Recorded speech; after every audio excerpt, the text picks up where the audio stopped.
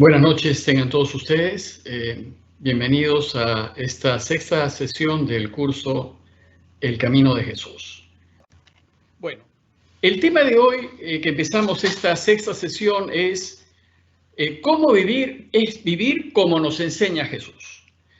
Antes de empezar ya el tema de lleno, les hago un pequeño recuento de lo que hicimos en la última reunión para que coincidamos, para que podamos fluir de la clase pasada a esta, ¿no?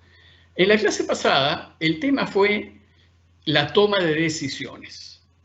Nosotros, como personas libres que somos, podemos elegir el camino de Jesús o no elegirlo. Y como constantemente estamos tomando decisiones en nuestra vida, el camino de Jesús consistirá en elegir siempre lo que Dios, la alternativa en donde Dios está. Entonces, dicho esto, les paso a explicar este tema. Si queremos ayudarlo a reinar, hay que elegir su alternativa. El objetivo de Jesús, como vimos anteriormente, es que su Padre reine. Porque si su Padre reina, este mundo será totalmente transformado para bien. Y todos, absolutamente todos, seremos beneficiados y viviremos felices. Y entonces lo que Jesús nos está enseñando es, vivamos de manera que el Padre pueda reinar. Porque si nosotros lo ayudamos al Padre viviendo a su modo para facilitarle su reino, entonces el reino vendrá para todos. Entonces, ayudarlo a reinar significa elegir su alternativa. Y con este tema empezamos. Cuando la vida nos empuja a tomar una decisión acerca de nuestras relaciones con los demás, con el trabajo, familia, actividades sociales, deportivas, etc., bueno, eso es lo que sucede normalmente, ¿no? Estamos constantemente tomando decisiones y constantemente vamos a tener que elegir, ya sea en nuestro ámbito social, en nuestro ámbito de trabajo, en nuestro ámbito familiar o deportivo, o lo que sea, vamos a estar constantemente tomando decisiones. Y entonces, ¿de qué se trata esto? El camino consiste entonces en saber de qué lado nos ponemos. ¿Qué decisión vamos a tomar? ¿Qué cosa es lo que nos dice Jesús entonces? Si queremos nosotros ayudar a Dios a reinar, si queremos que este mundo se transforme y se transforme para bien para todos y ser felices y vivir para siempre, tenemos que ponernos siempre del lado de Dios en cualquier decisión que tomemos. Siempre tenemos que elegir su alternativa. Aunque sea difícil y aunque nos cueste. A veces podemos perder por elegir el camino de Dios. Pero no importa, dice Dios, eso no nos debería importar. Lo que les debería importar es elegir lo que lo hace reinar, porque cuando lo hacemos, ganamos. En esto consiste el camino de Jesús. Hemos empezado en las introducciones a este camino, viendo cómo Dios nos ama, cómo realmente tenemos que vivir para que Él reine, y bueno, hemos ido caminando hasta ahora. Y ahora entonces el tema consistirá en aprender que el camino de Jesús consiste en elegirlo. Pero esto es una cosa fácil de decir, pero no es fácil de vivir, porque elegirlo puede suponer a menudo dificultades. Lo que Dios quiere es que hagamos su voluntad, que caminemos a su luz, que obremos el bien, que perdonemos, que de ninguna manera nos hagamos cómplices de la mentira ni de la injusticia. Es lo que Él quiere, porque si hacemos esto, nosotros lo vamos a ayudar a reinar. ¿Y por qué tenemos que hacer esto? Porque Él es verdad, Él es justicia, Él es vida, Él es bien, Él es belleza, Él es honestidad, Él es rectitud. Son cualidades en realidad de Dios. Porque por encima de ser verdad, justicia, vida, bien, amor, Él es persona, ¿no? Una persona amante. Y nosotros somos el objeto de su amor. No es posible entrar en componendas ni hacer trato alguno con el mal. O sea, eso es imposible en el camino de Jesús. Ni siquiera podemos acercarnos al mal, es decir, ni siquiera la sombra del mal es capaz de convivir con Dios. Y esto en realidad lo vemos con la luz, ¿no? La luz existe, la oscuridad no existe, es ausencia de luz. O sea, existe por defecto. Lo que existe positivamente es la luz. Cuando la luz se apaga, hay oscuridad.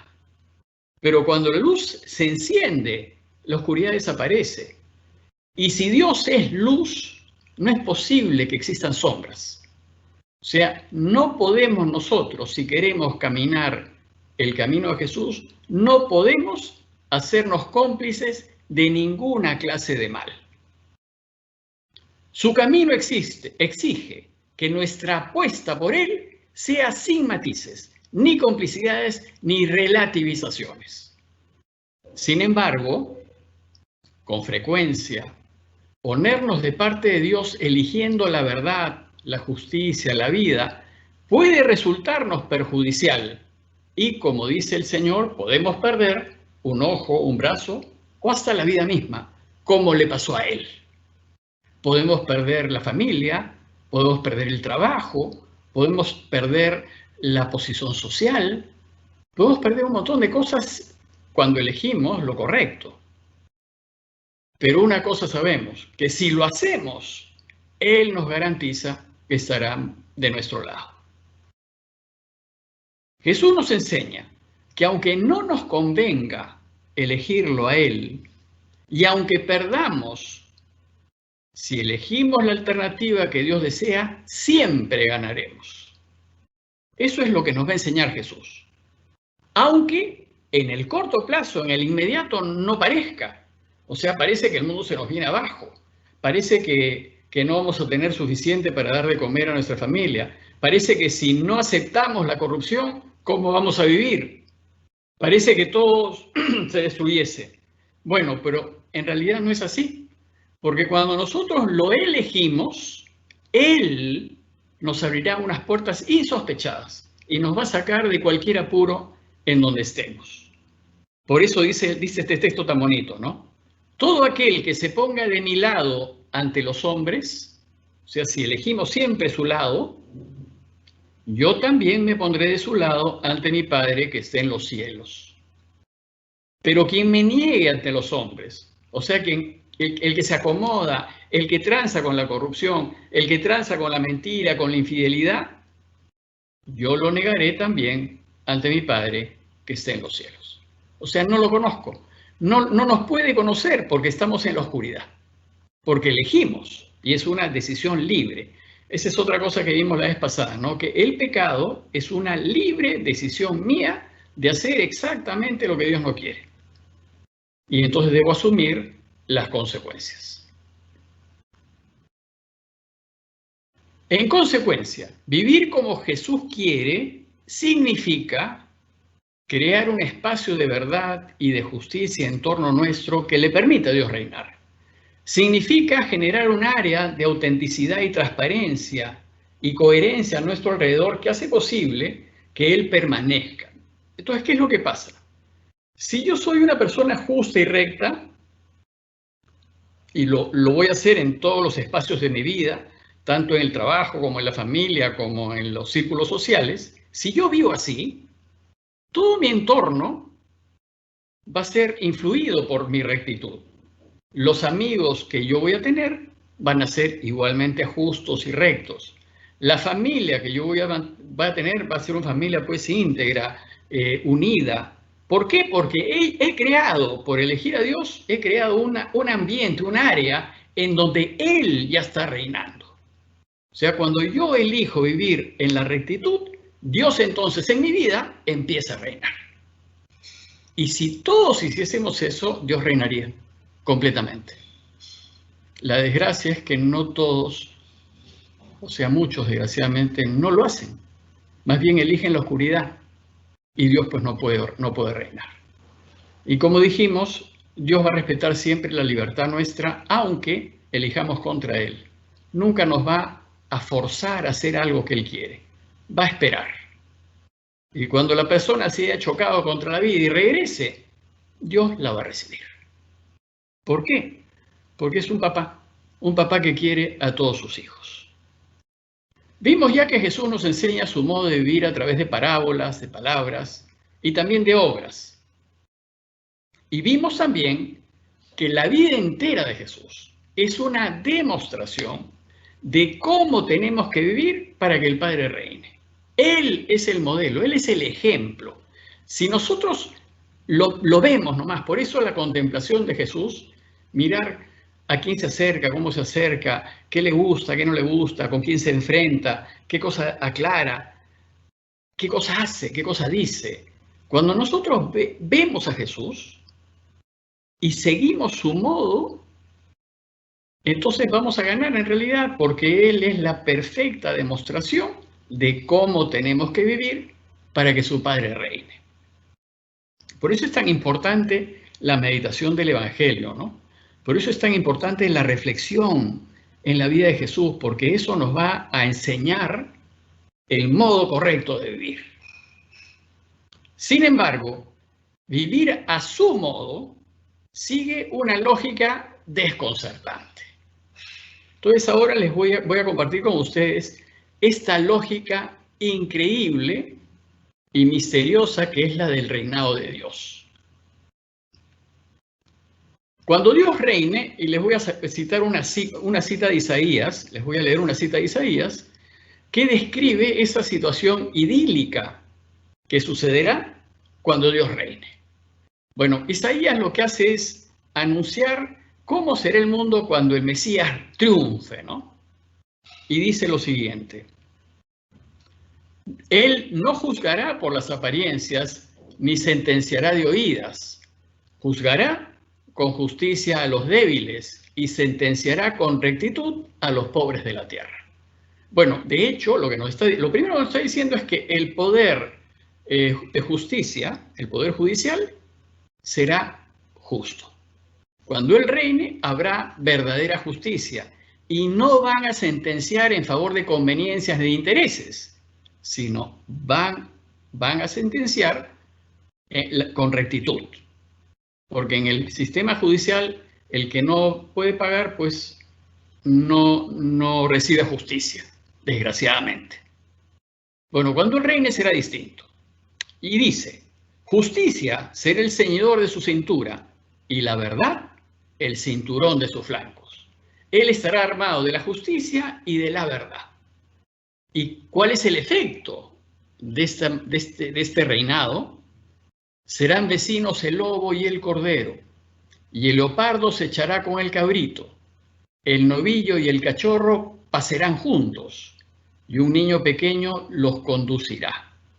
Nadie hará daño, nadie hará mal en todo mi santo monte, porque la tierra estará llena del conocimiento del Señor, como cubren las aguas del mar.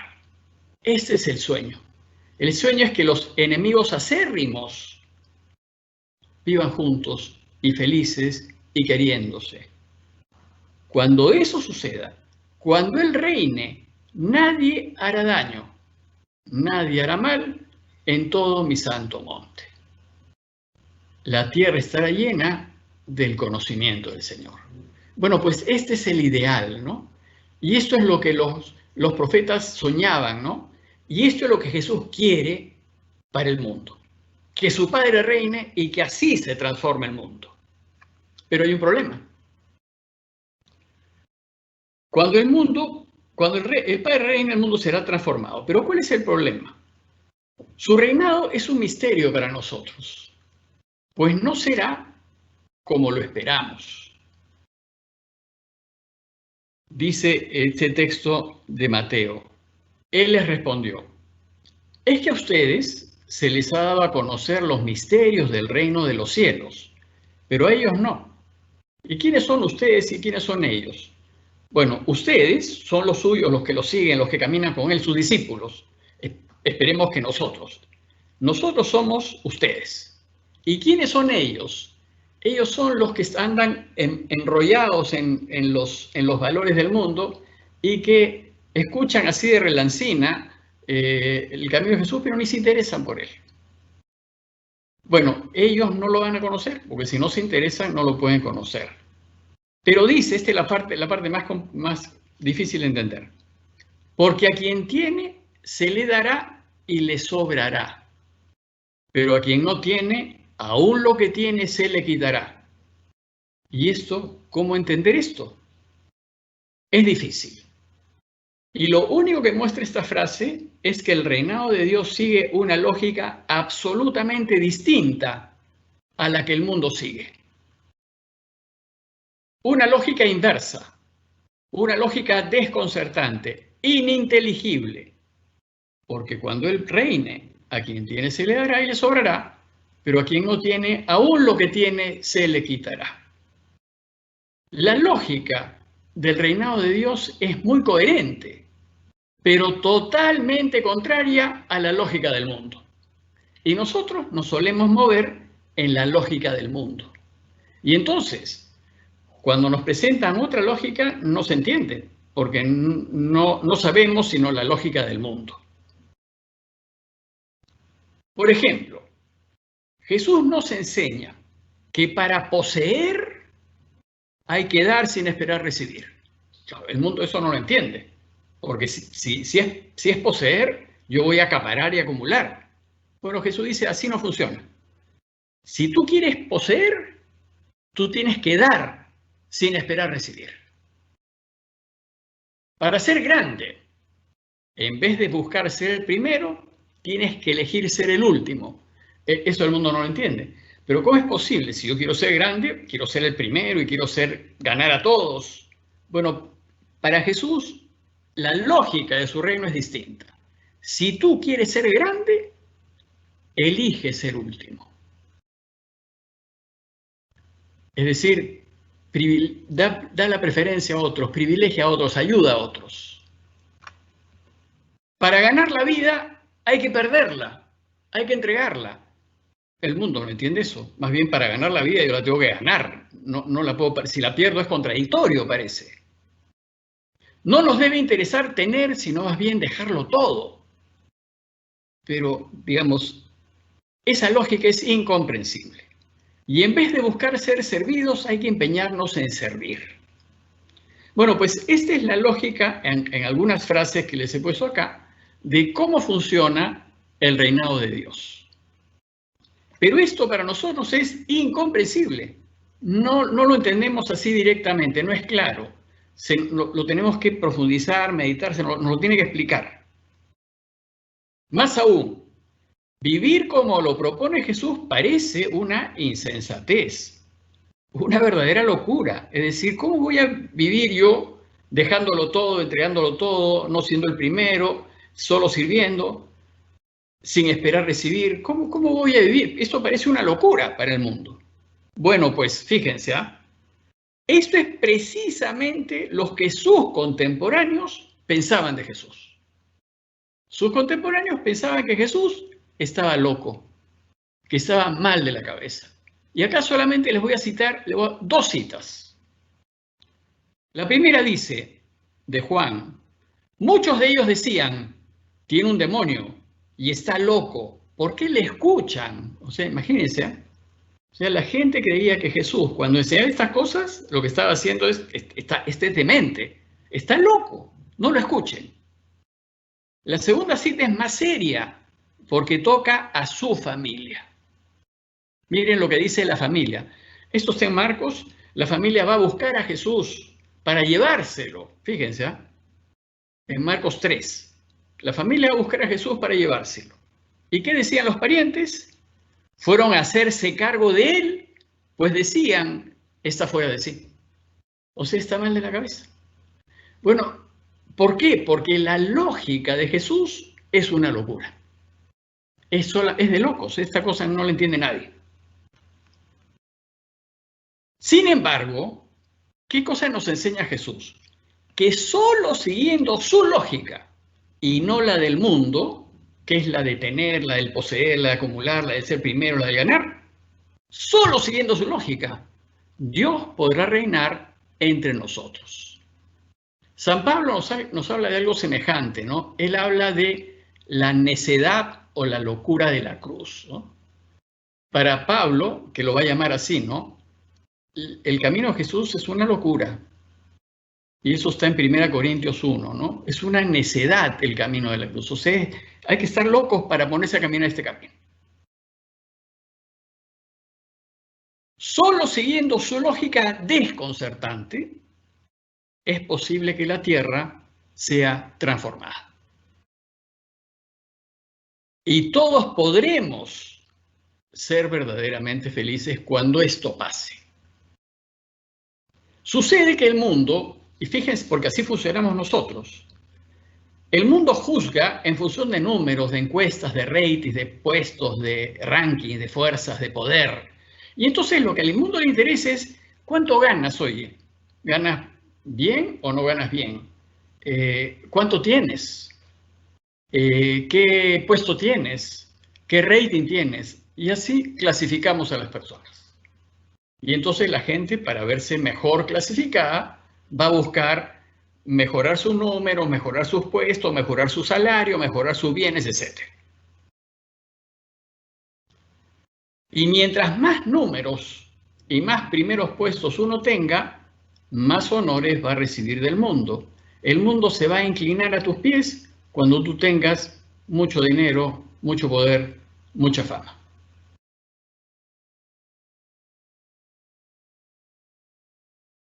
No procede así. Eso es lo desconcertante. Dios no procede así. ¿Cómo funciona Dios? Todo lo contrario. Dios trabaja con mínimos y desde lo que el mundo desecha. Bueno, esto lo podemos ver en Jesús, ¿no?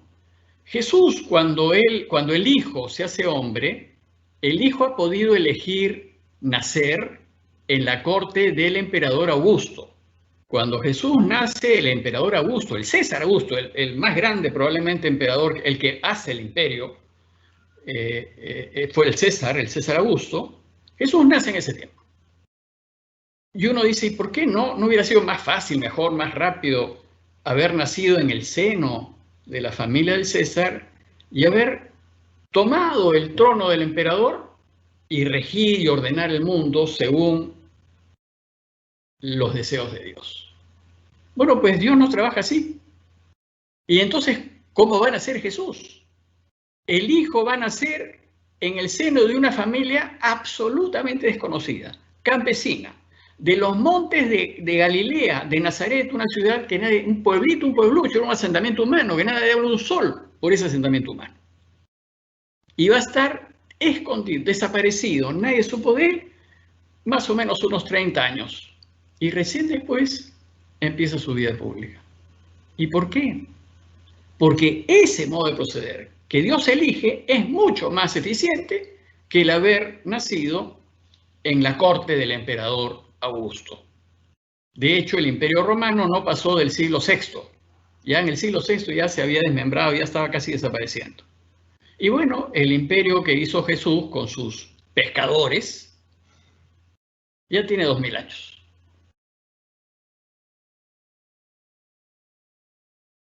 A diferencia del mundo, el reinado de Dios se apoya no en nuestra fuerza, sino en nuestra debilidad.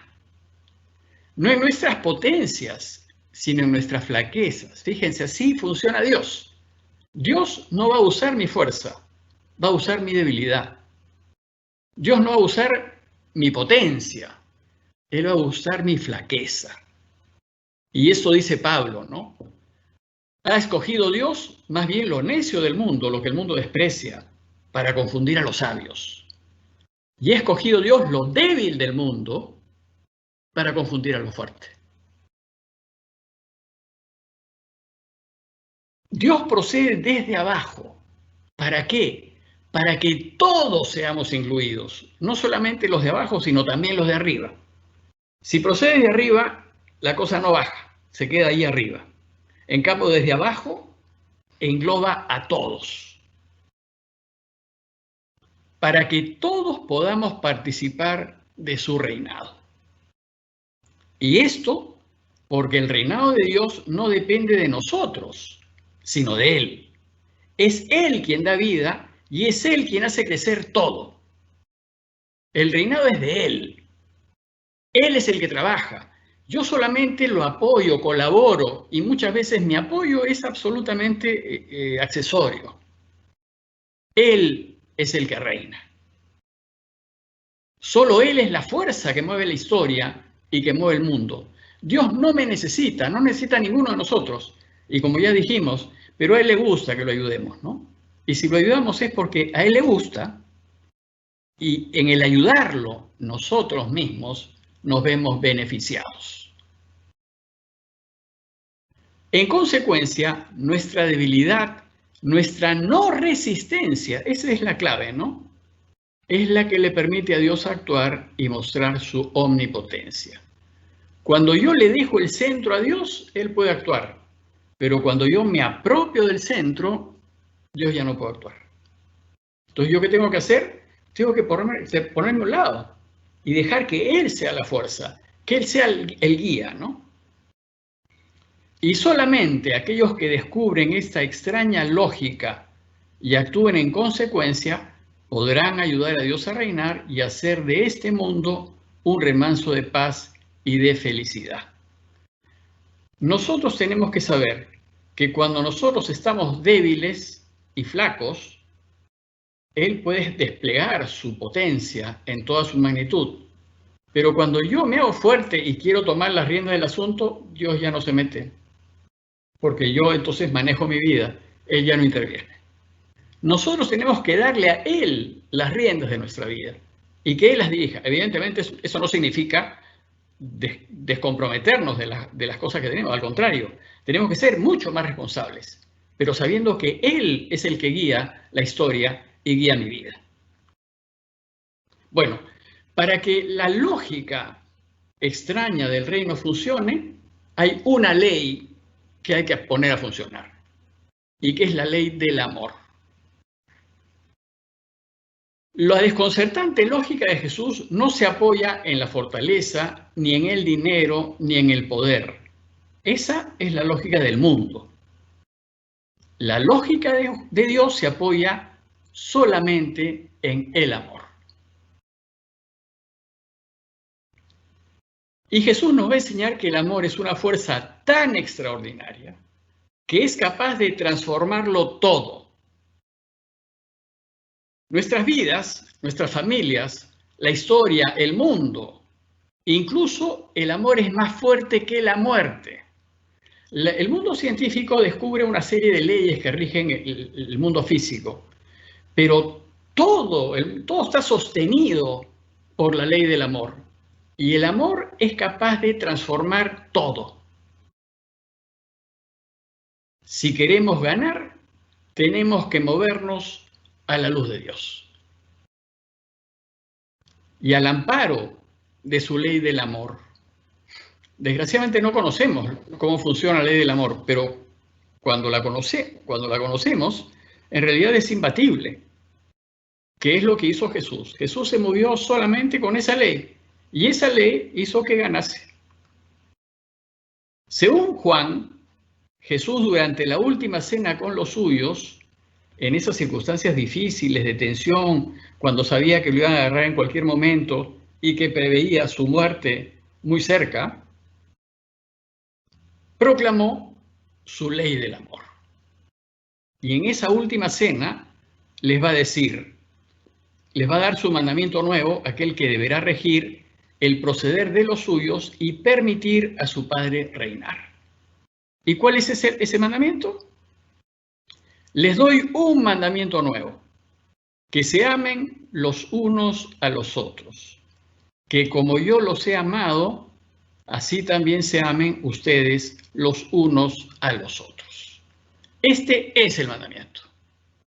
La ley de Israel tenía cientos de normas, algunos dicen que tenía 613 normas que regían el correcto modo de vivir según el Antiguo Testamento. Jesús tiene una solamente, que se amen los unos a los otros. Es la única ley. Era tan fuerte en la iglesia esto que es el modo cristiano de proceder. Y es lo que lo debe caracterizar, y debe caracterizar a los seguidores del Señor. Y hay una serie de citas, está inundada el Nuevo Testamento de esto. Por su práctica se nos debe identificar. Y dice Juan, en esto conocerán todos que son discípulos míos, si se tienen amor los unos a los otros. El amor es la única exigencia de su camino. Con nadie tengan otra deuda, dice Pablo, que la del mutuo amor. Es lo único que le debemos deber a los demás es la deuda del amor. Pues el que ama al prójimo ha cumplido la ley. Eso dice Pablo. O sea, basta eso. Si cumplimos, si nos movemos bajo la ley del amor, cumplimos las 613 normas que tienen los judíos. San Agustín dice una cosa parecida, ¿no? Ama y haz lo que quieras. Porque si amas, lo que vas a hacer será solamente movido por el amor. Por eso el principio es ama. Este mandamiento fundamental también lo va a enseñar la Iglesia desde el inicio en su predicación apostólica. O sea, desde los inicios, esto es lo que la Iglesia va a enseñar. Fíjense, este es el mandamiento como lo han oído desde el comienzo, que vivan en el amor. Eso es lo que dice la Iglesia de los primeros tiempos, ¿no? Desde el comienzo han oído este mandamiento, ¿no? Vivan en el amor. Y es lo que debemos tener interiorizado como una marca distintiva del cristiano. En cuanto al amor mutuo, dice Pablo, no necesitan que les escriba, ya que ustedes han sido instruidos por Dios para amarse mutuamente. Es decir, la primera iglesia estaba movida por el amor. Bueno, y acá les quiero hacer una nota simpática en realidad, porque, bueno, yo estuve trabajando en el extranjero muchos años y conocí a musulmanes.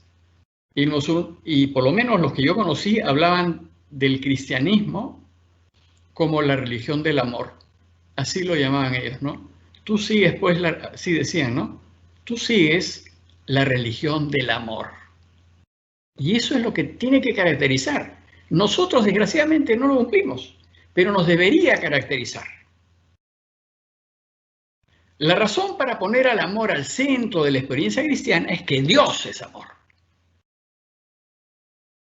Y en el camino cristiano, Dios tiene que ser el centro.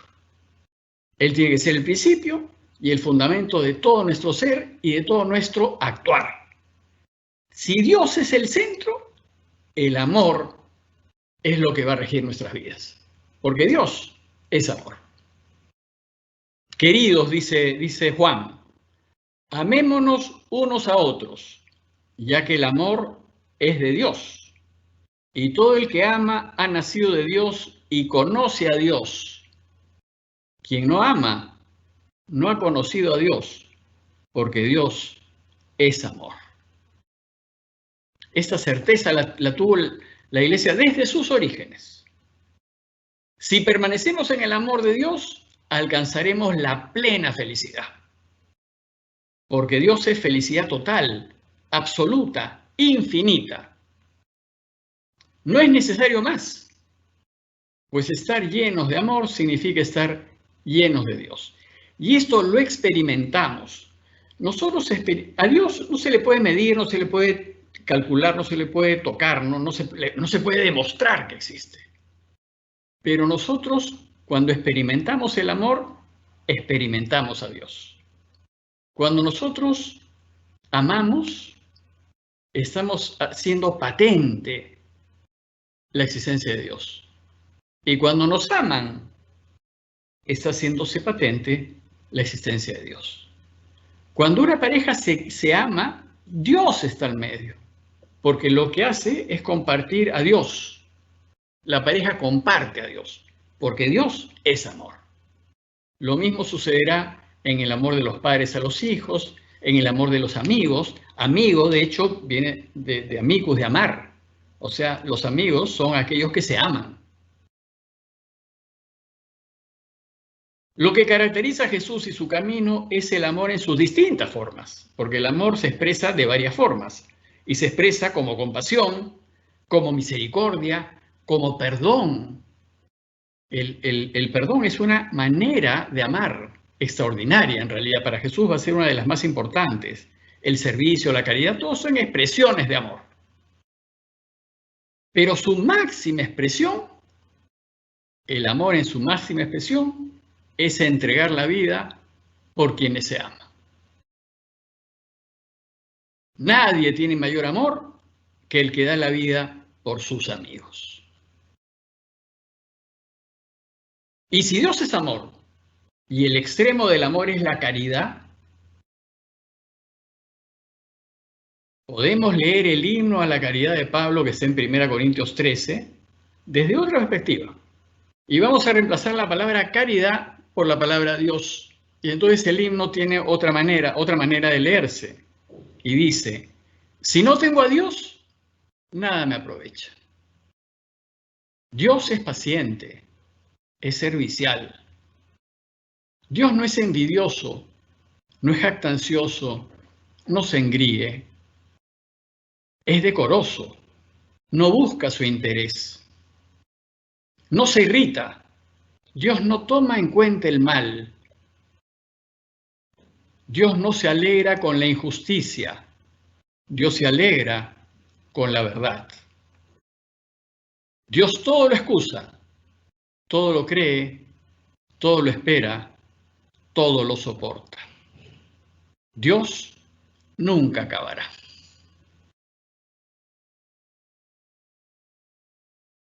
En consecuencia, si deseamos nosotros ayudar a Dios a reinar, es necesario que vivamos en el amor y permanezcamos en él. En esto insiste Jesús. Como el Padre me amó, yo también los he amado a ustedes. Permanezcan en mi amor. Si guardan mis mandamientos, permanecerán en mi amor, como yo he guardado los mandamientos de mi Padre y permanezco en su amor.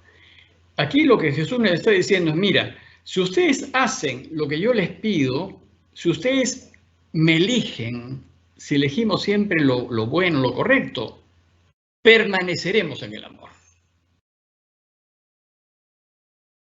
El camino cristiano, pues, nos exige vivir en el amor. Revístanse del amor, que es el vínculo de la perfección, dice Colosenses, ¿no? Revístanse del amor, que es el vínculo de la perfección. Pues han sido llamados a la libertad, solo que no tomen de esa libertad pretexto para la carne.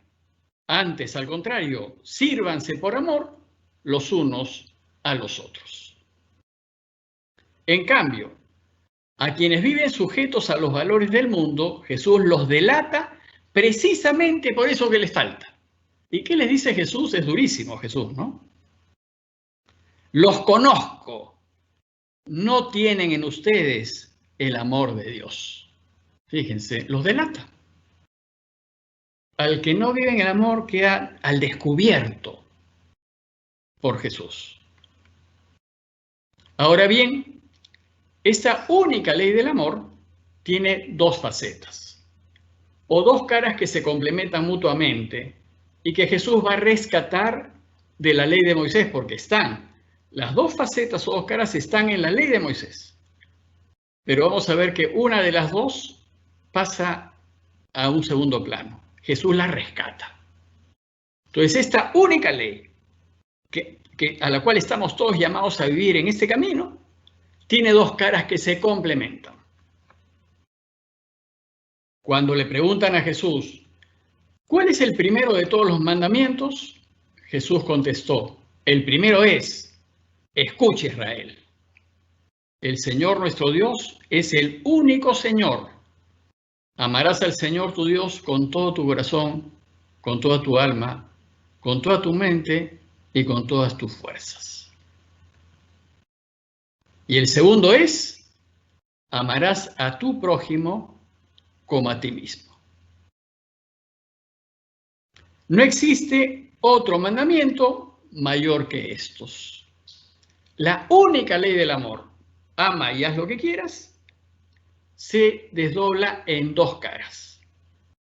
Amar al Señor tu Dios con todo tu ser, sobre todas las cosas, es una cara, y la otra es amarás a tu prójimo como a ti mismo. Y ningún otro mandamiento es mayor que estos. Si estos dos se cumple toda la ley.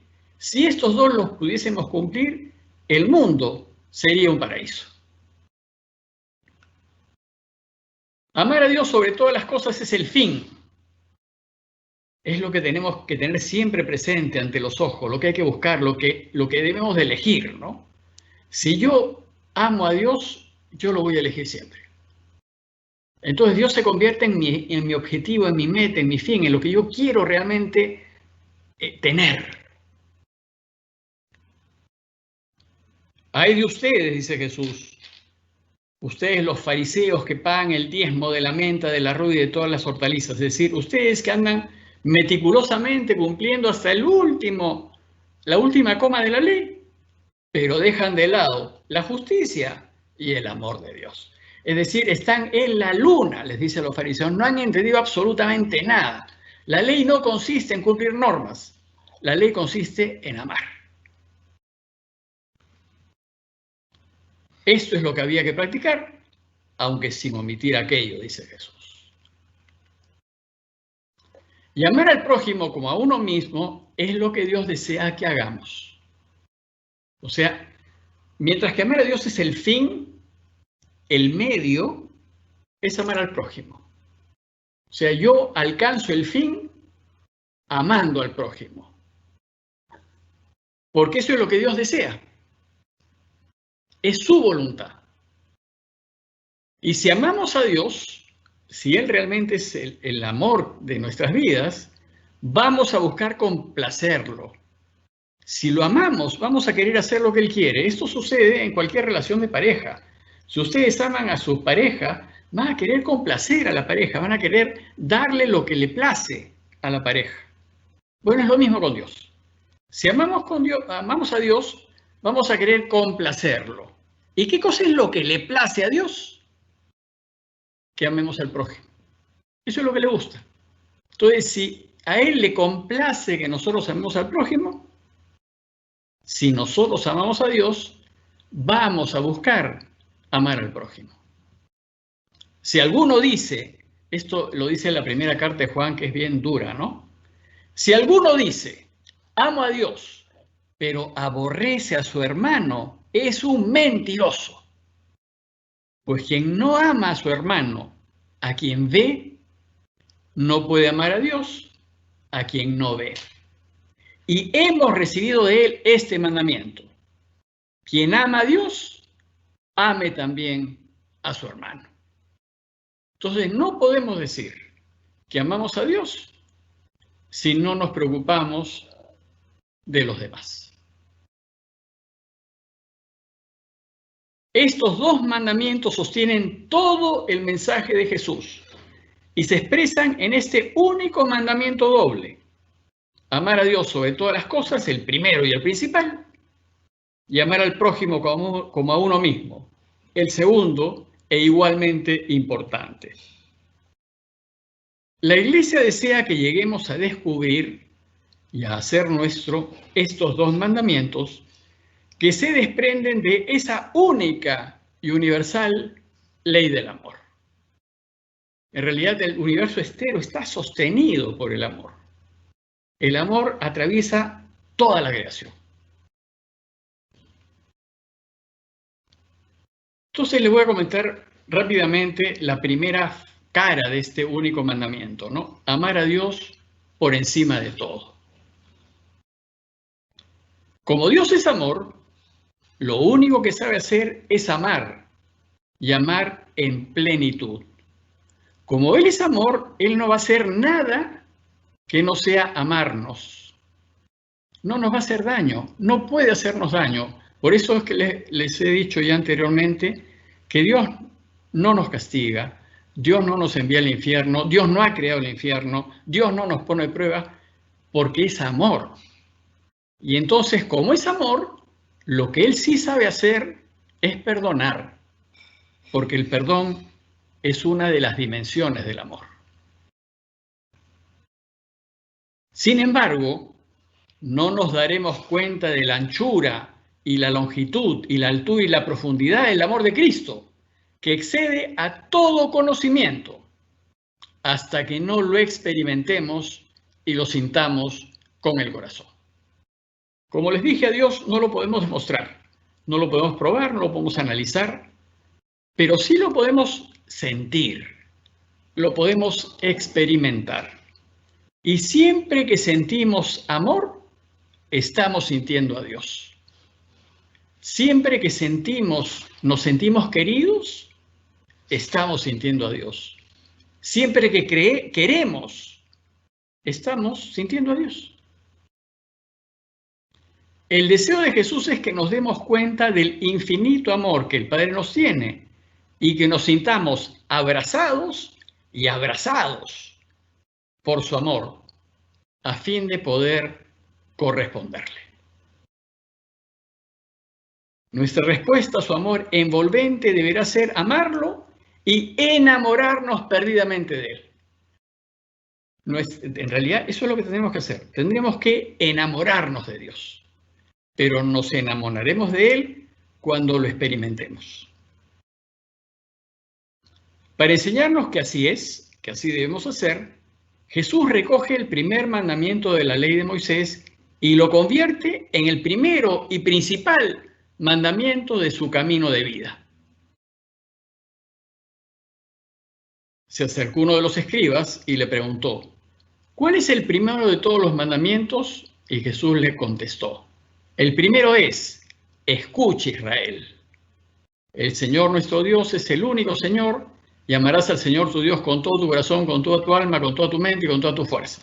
Bueno, esta es la oración diaria que hacen los judíos, ¿no? Para los judíos, el mandamiento es el primero, amar a Dios sobre todas las cosas. Y es el equivalente, digamos, al Padre Nuestro, es la oración que hacen los judíos.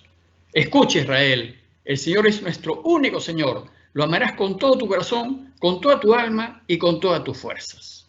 Y Jesús va a terminar diciendo, este es el mayor y el primer mandamiento. Como Dios es verdad, es vida, es justicia, es bien, es bondad. Amar a Dios sobre todas las cosas significa amar la verdad sobre todas las cosas, amar la vida sobre todas las cosas, amar la justicia sobre todas las cosas, amar el bien sobre todas las cosas y amar la bondad sobre todas las cosas. Cuando nosotros amamos la vida sobre todas las cosas, entonces vamos a preocuparnos que nadie viva indignamente. Vamos a preocuparnos que todos tengan una vida digna. Si nosotros amamos la vida sobre todas las cosas, no vamos a estar pidiendo la pena de muerte. Si la pedimos, no hemos entendido. A veces uno puede decir, mira, hemos llegado a tal punto que eso es insostenible, que lo mejor es que lo maten. Bueno, pues en realidad, si tú amas a Dios sobre todas las cosas, no tienes ningún derecho a quitar la vida a nadie. La vida es de Él. Y lo que Él quiere es que la defendamos. Lo mismo es el aborto, ¿no? Si tú amas a Dios sobre todas las cosas, tú no puedes quitarle la vida a nadie. Aunque tener a un hijo te puede perjudicar, porque te quita tiempo, te quita dinero, te pone en compromisos, te llena de problemas. Bueno, pues eso es lo que hay que hacer. O sea, si uno elige, tiene que asumir las consecuencias. Pero elegir contra Dios, contra la vida, es realmente terrible. Es terrible. Y así lo mismo con la justicia y con el bien, ¿no? Si yo amo a Dios, debo querer que haya justicia en el mundo. Y yo debo ser justo. Debo ser justo en el trato a mis dependientes, debo ser justo en el pagar mis impuestos, debo ser justo en todo lo que haga. Porque yo tengo que ser consecuente. Todas las dimensiones de mi ser tienen que vivir en justicia. No puedo ser justo con unos e injusto con otros. Y hacerlo por encima de todo. Jesús nos enseña que nuestro amor a Dios debe ser total, absoluto e incondicional. Y que debe ser con todo nuestro ser. con todo nuestro corazón, con toda nuestra alma, con toda nuestra mente y con todas nuestras fuerzas. Bueno, en el mundo judío, este mandamiento era tan importante que lo repetían constantemente. No, como les digo, no solamente la oración diaria que hacen los judíos, sino que estaba mandado que este es lo que tienen que enseñar los padres a sus hijos. Lo que tienen que enseñarle es este mandamiento. Ustedes tienen que amar la verdad, la justicia, la vida y el bien a Dios sobre todo. Y cuando rezan los judíos, como ustedes saben, si han visto rezar judíos, se amarran unas cuerdas de cuero en el brazo con una cajita en el bíceps, porque está cerca del corazón, el brazo izquierdo, ¿no? Porque está cerca del corazón. ¿Y qué hay en la cajita? Escucha, Israel, el Señor es nuestro único Señor. Lo amarás con todo tu corazón, con toda tu alma, con todas tus fuerzas. Lo mismo se pone en la frente, con una cajita acá, y en la cajita está, escucha, Israel, el Señor es tu único Señor y lo amarás sobre todas las cosas. Es tal la insistencia que cuando estés acostado, levantado, despierto, siempre tienes tú que tener presente que este es el mandamiento que debe regir tu vida. Bueno, pues podemos suponer que María y José, que amaban a Dios sobre todas las cosas, esto fue lo que le enseñaron a Jesús.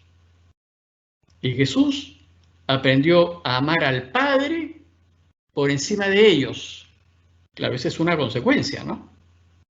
Cuando ustedes le enseñan a sus hijos a amar a Dios sobre todas las cosas, tienen que saber que ellos van a elegir a Dios por encima de ustedes. Pero hizo pues que Jesús sea lo que fue, ¿no? Un hombre que íntegramente se dedicó su vida a amar a su Padre sobre todas las cosas. Nos enseña que en la vida lo más importante es estar absolutamente enamorados de Dios y que no debemos tener ningún otro amor por encima de Él.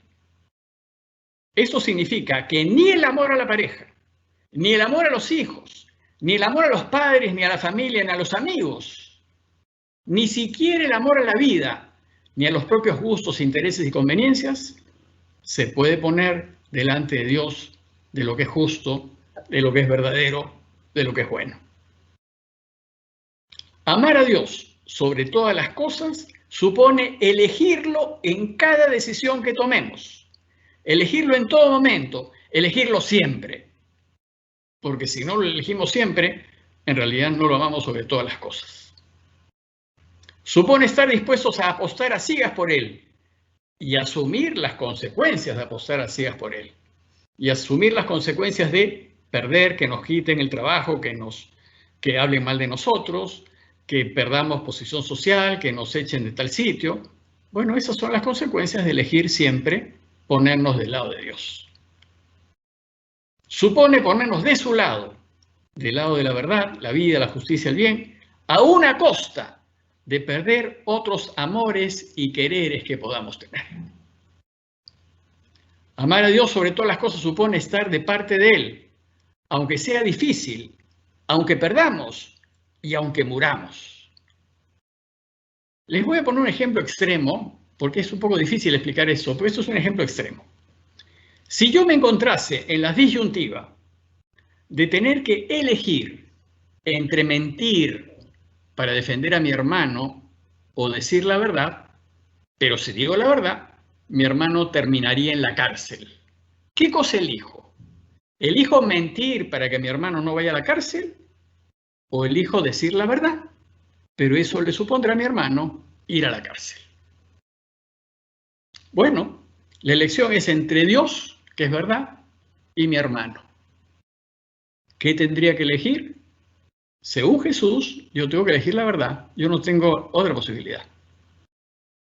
Pero si yo elijo eso, mis otros hermanos se me echan encima. Pero qué mal hermano eres. Me desheredan, me quitan, o sea, hablarán pestes de mí, porque elijo la verdad.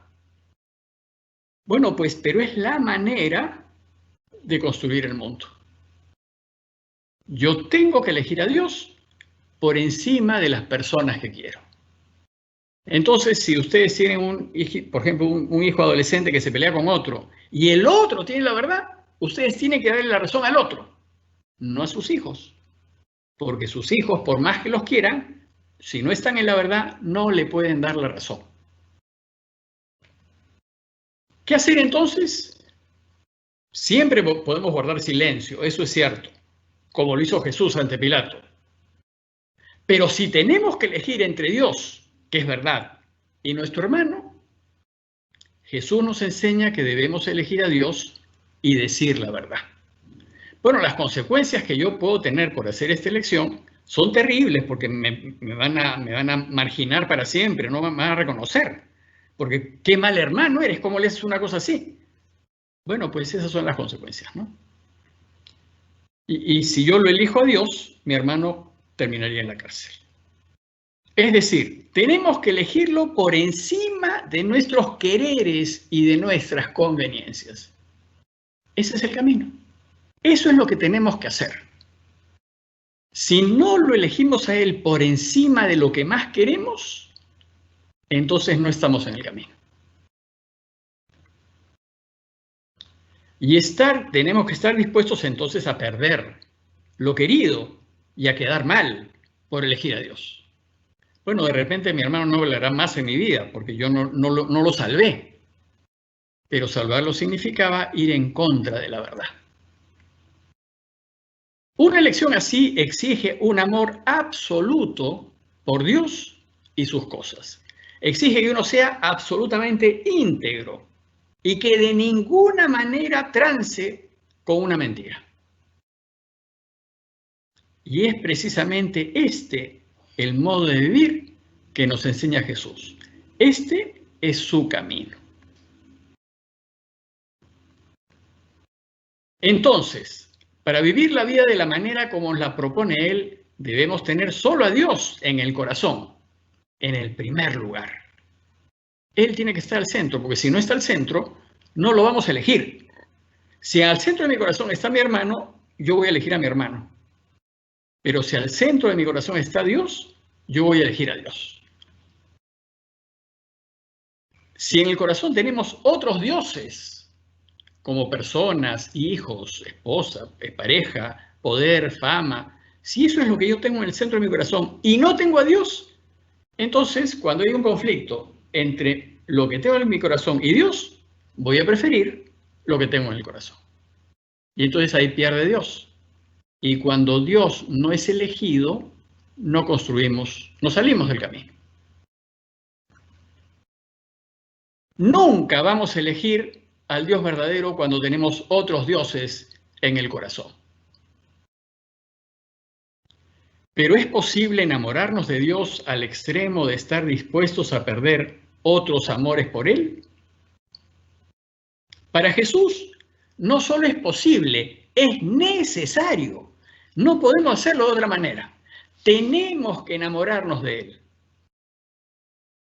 Es lo que debemos hacer. De esto se trata. Tenemos que estar perdidamente enamorados de Dios y por eso es una locura seguirlo, porque solamente es de locos hacer una cosa así. El ejemplo nos lo da el mismo Señor. Su vida y las decisiones que tomó nos muestran que su Padre y la voluntad de su Padre fueron lo único que le interesó, lo único que quiso, lo único que buscó, hasta el extremo de entregar su vida por Él. Sin embargo, no podemos enamorarnos de alguien bajo presión. O sea, la libertad tiene que estar garantizada. Yo no puedo estar obligado a querer a nadie. Uno no puede tener que enamorarse de Dios. Pues el enamoramiento es una respuesta libre al amor del otro. Yo sé que Dios me quiere y que me quiere de una manera incontable, infinita. Yo le puedo responder enamorándome apasionadamente de Él. Pero si hay obligación, opresión o interés, no es posible amar. Bueno, esto es uno de los grandes problemas del matrimonio, ¿no? Si una pareja se casa, pero se casa obligado, o se casa bajo presión, o se casa por interés, ese matrimonio no funciona. ¿Por qué no hay amor? Y entonces cuando esto se demuestra, el matrimonio se disuelve. Esa es la disolución del vínculo matrimonial, ¿no? Y desgraciadamente, pues, algunas parejas se casan, pues, en esta situación. Por ejemplo, si ella está encinta y se casa porque está encinta, le va a ir mal. Mejor es no casarse. Mejor ten tu hijo y después, si realmente estás enamorada, cásate. Pero si te casas bajo presión, presión social, presión económica, lo que sea, no te va a ir bien. La única respuesta libre al amor tiene que ser el amor. No puedes casarte para que seas feliz. Solamente puedes casarte si estás realmente enamorada de tu pareja. Entonces, lo mismo es para la vida religiosa, ¿no? Si yo no soy enamorado de Dios, mi vida religiosa será un fracaso.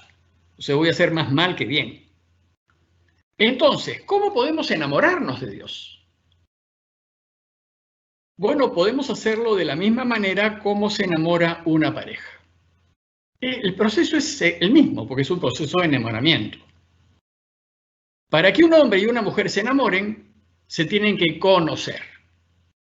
Si no se conocen, no se van a enamorar. Entonces, ¿qué van a hacer para conocerse? Tienen que conversar, tienen que salir juntos, tienen que compartir sueños, compartir deseos, intereses, gustos, tienen que tener historia vivida, historia compartida, y en ese conocimiento mutuo se van a ir enamorando. Cuando con el tiempo y el compartir las historias de ambos se van uniendo en una historia común, la pareja se irá enamorando cada vez más. Cuando compartan amigos, compartan ocasiones, situaciones, etc. Cuando las historias sean compartidas, la pareja se irá enamorando cada vez más. El amor crecerá más y más en la reciprocidad, hasta desear compartirlo todo, absolutamente todo, gratuita y voluntariamente, sin condiciones ni exigencias. Por eso, a mí me llama la atención esos matrimonios, digamos, con separación de bienes, ¿no? Porque en realidad es un contrato, es un negocio, no es un matrimonio en realidad. Entonces, ¿yo qué diría? Porque hay gente que sospecha de que uno se casa por interés, que los dos renuncien a sus bienes, que partan de cero. Y claro, si uno no quiere, si el otro renuncia y la otra no quiere, por ejemplo, o la otra renuncia y él no quiere, es que hay interés. Pero no puede formarse una pareja con un contrato comercial. O sea, eso tarde o temprano no va a funcionar. Y quienes van a sufrir son los hijos. Y cuando la entrega es extrema, entonces se llega al amor total. Aquel que surge cuando el amante no mide las consecuencias de su entrega, sino solo desea entregar la vida y todo lo que tiene, sin peros ni condiciones, en favor de la persona amada. Cuando eso sucede, el amor está garantizado. Bueno, pues esto es lo mismo que hay que hacer con Dios, ¿no?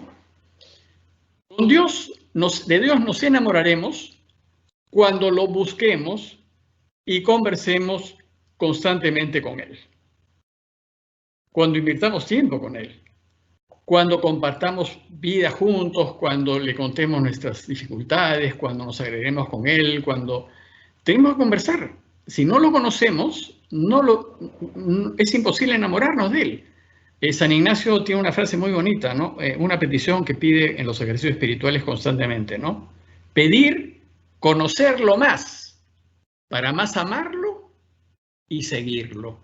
Mientras más lo conozcamos, más perdidamente estaremos enamorados de Él. Y mientras más enamorados estemos, más dispuestos estaremos a seguirlo.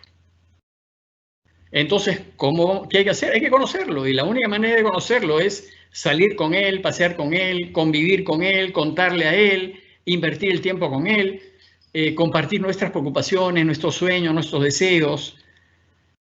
Es decir, cuando mantengamos una vida de oración frecuente. Eso que les digo, de contarle, de compartir, de preguntarle, de referirnos a Él, eso es oración. Nosotros oramos cuando conversamos con Dios y le podemos contar alegrías, tristezas, sueños, intereses, gustos, deseos, preocupaciones. Todo eso se lo podemos contar. Y mientras más conversemos con Él, más fácilmente lo descubriremos extraordinario. La reflexión bíblica, la reflexión del Nuevo Testamento es muy bonito en realidad, porque yo le cuento a él mis sueños y mis esperanzas, y él a mí me cuenta sus sueños a través del Evangelio. Él me está diciendo cómo él quiere que viva el mundo. Él ahí me está diciendo cómo él quiere que yo viva. Y entonces yo lo voy a ir conociendo. Él me va a hablar a través de la Escritura. Y lo que hay que hacer es reflexionar en la Escritura. Mientras más lo conozcamos, más nos iremos enamorando de él. Para poder seguir el camino de Jesús es necesario estar completamente enamorados de Dios, porque el camino es de locos, como les he dicho. Entonces necesitamos estar perdidamente enamorados. El enamorado solo busca complacer a la persona amada. Desear compartirlo todo con ella y estar dispuesto a perderlo todo por ella. De la misma manera, una vez que estemos enamorados de Dios, haremos como Jesús. Lo buscaremos, viviremos para Él y haremos solo lo que Él quiera. Y brevemente les hablaré de la segunda faceta, que es el amor al prójimo, como a uno mismo. El deseo natural de aquel que ama, como ya les dije, es buscar complacer a la persona que ama en todo lo posible. Eso significa que si amamos a Dios, naturalmente vamos a querer hacer lo que a Él le gusta. Y lo que a Él le gusta, su voluntad es que amemos a nuestro prójimo, a quien está en torno, al que está próximo a mí, al que está en torno a mí, con el que vivo, con el que trabajo, con el que me encuentro en la calle, ese es mi prójimo. Y que lo amemos como nos amamos a nosotros mismos. Amar a Dios y amar al prójimo son las dos caras del mismo y único mandamiento del amor. Pero se trata de dos amores intrínsecamente unidos. No es posible amar a Dios sin amar al prójimo, ni amar al prójimo sin amar a Dios. Por eso dice Juan, quien no ama a su hermano a quien ve, no puede amar a Dios a quien no ve. Quien ame a Dios, ame también a su hermano. Amar al otro es la concreción del mandamiento nuevo de Jesús, aquel sobre el cual va a insistir repetidas veces en su última cena. Y es el resultado directo de poner a Dios al centro de nuestra vida y de amarlo por encima de todo. La Iglesia de los primeros tiempos también subrayó el amor al prójimo como el medio principal de todo discípulo de Jesús. San Pablo, por ejemplo, nos dice que es posible tener los dones y virtudes y carismas más extraordinarios que existen. Habilidades, generosidad, entrega, conocimiento. Pero dice, pero si no tengo caridad, si no tengo amor, de nada me sirve. Yo puedo tener todos los títulos del mundo, puedo tener todo el dinero del mundo, pero si yo no tengo caridad, de nada me sirve. Y al hablarnos de otras virtudes como la fe, la esperanza y la caridad, nos dice, la mayor de todas ellas es el amor. Caridad y amor son equivalentes, ¿no? El amor al prójimo significa preocuparnos de lo que necesita el otro, hacernos sensibles a sus angustias y dolores, ponernos en su lugar, responder a sus necesidades y hacerle todo lo posible por ayudar y hacerle la vida más ligera y soportable al otro. Amar al otro es buscar constantemente que el otro esté bien y que esté feliz encima, ¿no? Amar al prójimo es buscar aliviar las penas del que se acerca, alegrarlo, procurar hacerlo feliz. Y Jesús nos pide encarecidamente que hagamos esto, de la misma manera como lo haríamos por nosotros mismos.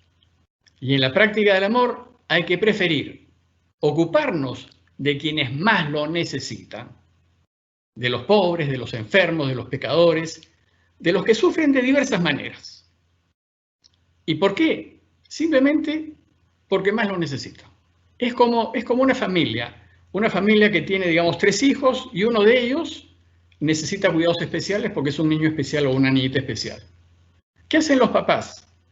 No dejan de querer a los demás hijos, pero su preocupación primera es por este niño que está con limitaciones, porque está con limitaciones, nada más.